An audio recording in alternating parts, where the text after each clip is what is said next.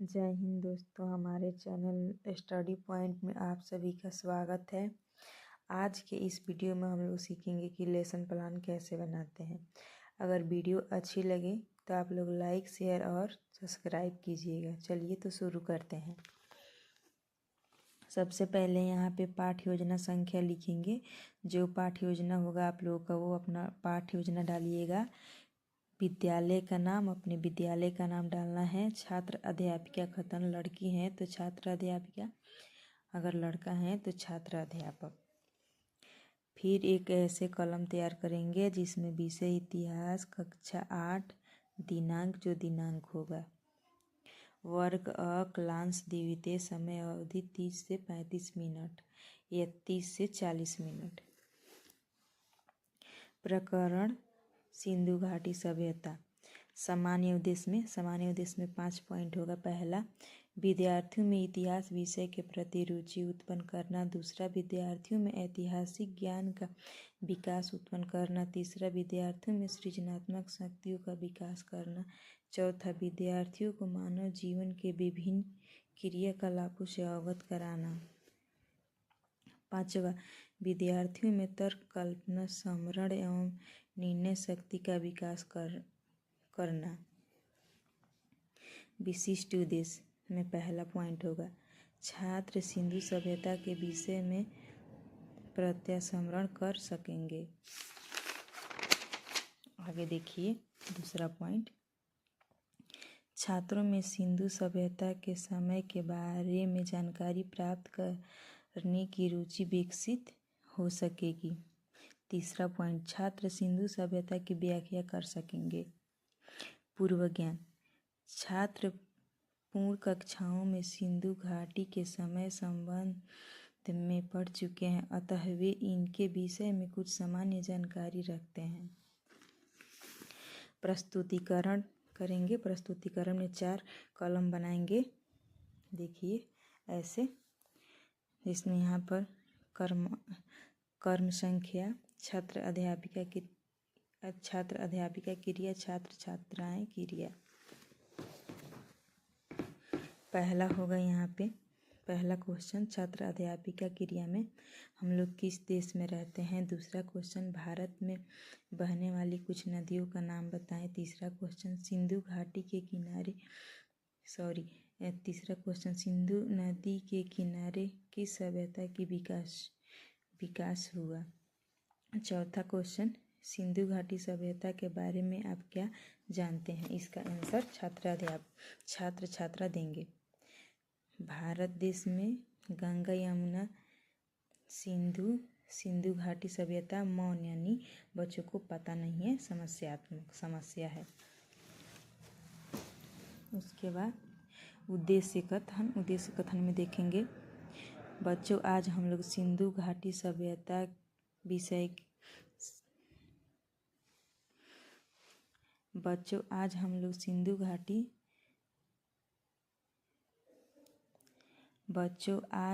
सिंधु घाटी सभ्यता के विषय के अध्ययन करेंगे। उसके बाद से प्रस्तुति में 4 कॉलम तैयार करना है। देखिए कैसे, 1 2 3 4। पहला, शिक्षण बिंदु। दूसरा, छात्र अध्यापिका क्रिया। तीसरा, छात्र छात्रा कथन। और चौथा, श्याम पठ कार्य। शिक्षण बिंदु का पहला पॉइंट होगा सिंधु घाटी सभ्यता। इसका विकासात्मक प्रश्न का पहला क्वेश्चन, सिंधु घाटी सभ्यता की खोज कब हुई थी। दूसरा क्वेश्चन, सिंधु घाटी सभ्यता के विषय में आप क्या जानते हैं। स्पष्टीकरण, सिंधु घाटी सभ्यता की घाटी में हुआ था।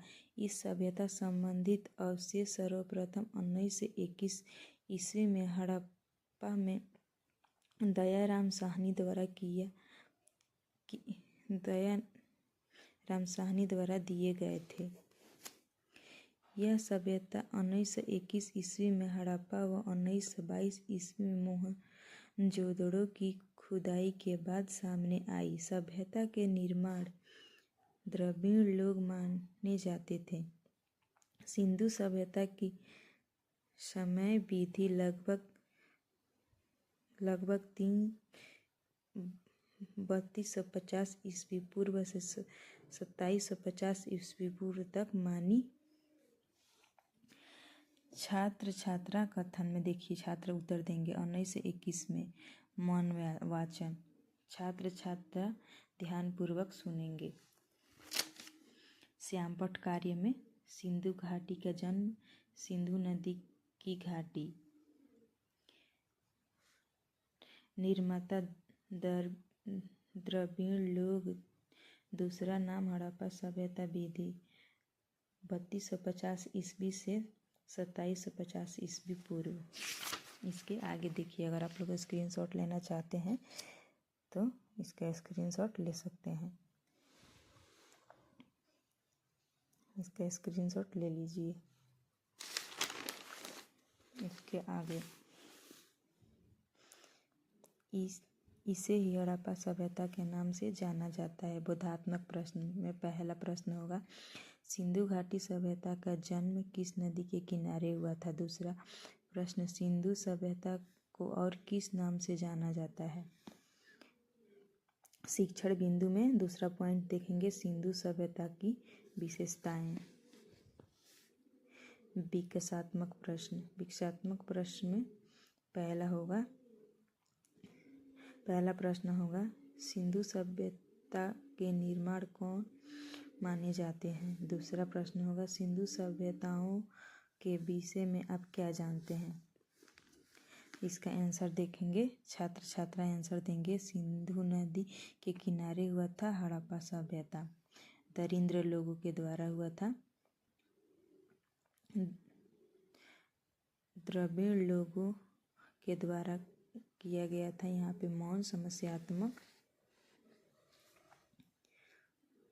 स्पष्टीकरण, सिंधु घाटी की खुदाई से प्राप्त अवशेष से पता चलता है कि हम सभ्यता में सुव्यवस्थित नगर योजना थी। नगर की सड़कें व नालियाँ सीधी बनी हुई थी। मकान में गंदा पानी निकालने की व्यवस्था थी। नगर व भवन निर्माण में पक्की ईंटों का प्रयोग किया जाता था। मोहनजोदड़ो की खुदाई में एक विशाल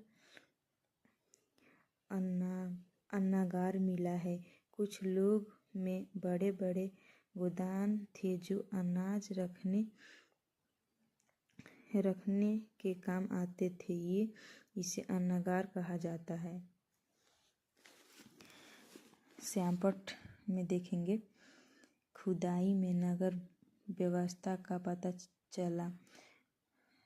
नगर व भवन में ईंटों का प्रयोग। मोहनजोदड़ो में विशाल नगर मिला। अनाजों के बड़े गोदाम अन्नागार भी थे। इसके आगे देखेंगे बोधात्मक प्रश्न। बोधात्मक प्रश्न में पहला प्रश्न होगा, सिंधु सभ्यता के नगर की सड़कें किसकी बनी होती है? दूसरा प्रश्न, सिंधु सभ्यता में अनाज को रखने की क्या व्यवस्था थी? छात्र छात्रा आंसर देंगे, पक्की ईंटों की। अन्नागार बने हुए थे।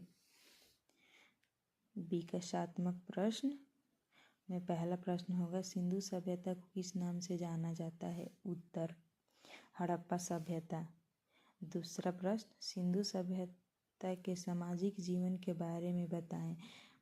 बच्चा मौन, यानी बच्चों को इसका आंसर पता नहीं है। शिक्षण बिंदु में तीसरा बिंदु होगा, सिंधु सभ्यता का सामाजिक जीवन।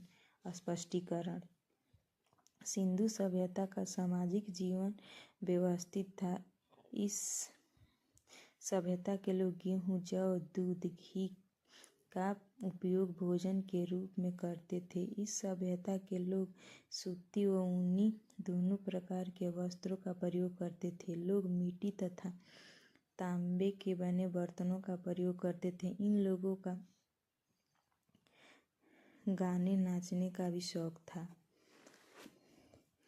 छात्र छात्रा कथन में छात्र छात्रा ध्यानपूर्वक सुनेंगे। श्यामपट्ट कार्य में सामाजिक जीवन व्यवस्थित था। दूसरा पॉइंट, मुख्य भोजन जौ, गेहूँ, दूध, घी व मांस था। बर्तन मिट्टी व तांबे के थी। वस्त्र सूती एवं ऊनी का प्रयोग करते थे।